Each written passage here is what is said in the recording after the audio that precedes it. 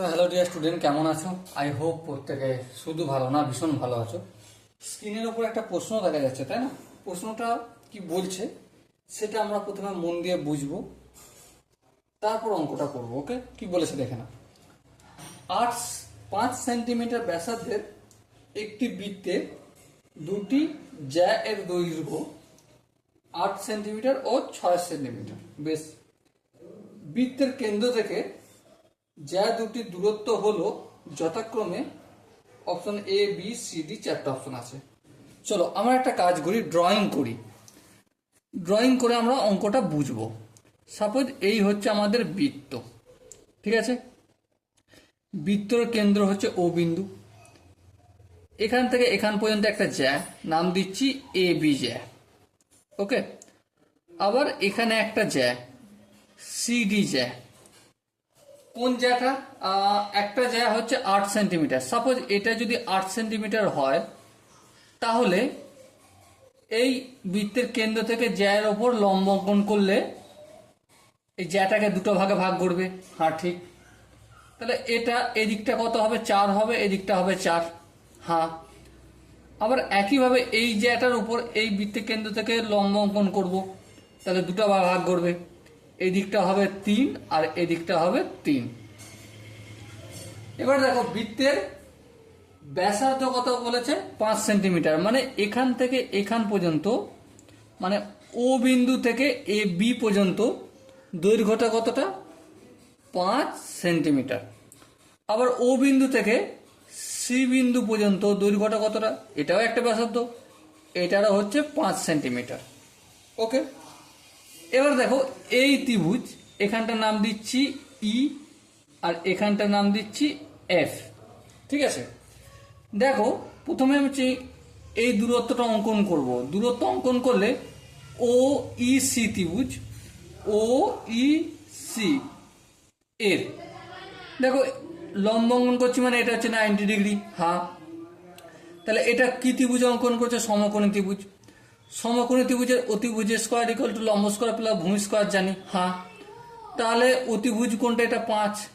তাহলে 5 square equal to লম্ব square মানে ও ই স্কোয়ার, ও ই স্কোয়ার প্লাস ভূমি স্কোয়ার মানে ইসি। ইসি কত দৈর্ঘ্য? 4, তাহলে 4 স্কোয়ার। ওকে, 5 স্কোয়ার মানে 25।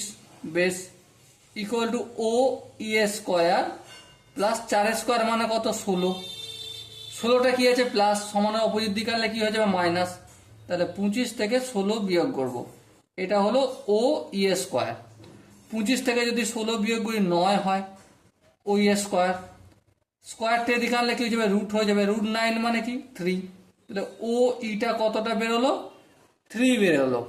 ওকে, আবার আমরা এই ত্রিভুজটা যদি ধরি, ত্রিভুজ ও বিই, ঠিক আছে? ও ই বি, এই ত্রিভুজের এটা হচ্ছে 90 ডিগ্রি। তাহলে অতিভুজ কোনটা? এইটা। এটা কতটা? অতিভুজ 5 স্কোয়ার লিখলাম ইকুয়াল টু লম্ব স্কোয়ার। লম্ব স্কোয়ার বলতে ও এফ স্কোয়ার, ও এফ স্কোয়ার প্লাস ভূমি স্কোয়ার মানে 3 স্কোয়ার। চলো এই 3 স্কোয়ার লিখলাম। এবার দেখো 5 স্কোয়ার মানে 25। আচ্ছা, এখানে 3 স্কোয়ার মানে কত? 9। 9টা সমান এদিকে আনলে কি যায়? মাইনাস হয়ে যাবে। এটা হয়ে গেল আমার ও এফ স্কোয়ার। 25 থেকে যদি 9 বিয়োগ করি কত হবে? 16 হলো। ও এফ এর স্কোয়ার হচ্ছে, স্কোয়ারটা এদিকে আনলে রুট হয়ে গেল।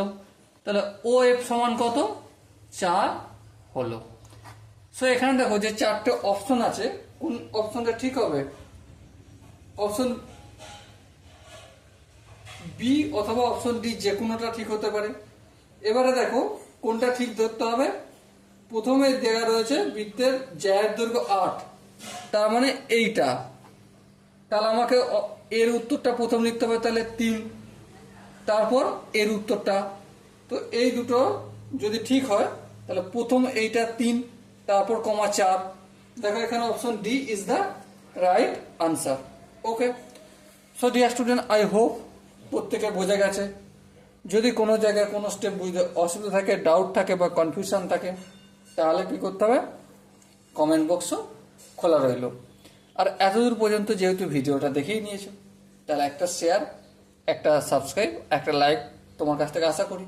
ওকে, সো দেখা হচ্ছে পরবর্তী সেশনে। ততক্ষণ পর্যন্ত ভালো থেকো, সুস্থ থেকো এবং জয় হিন্দ।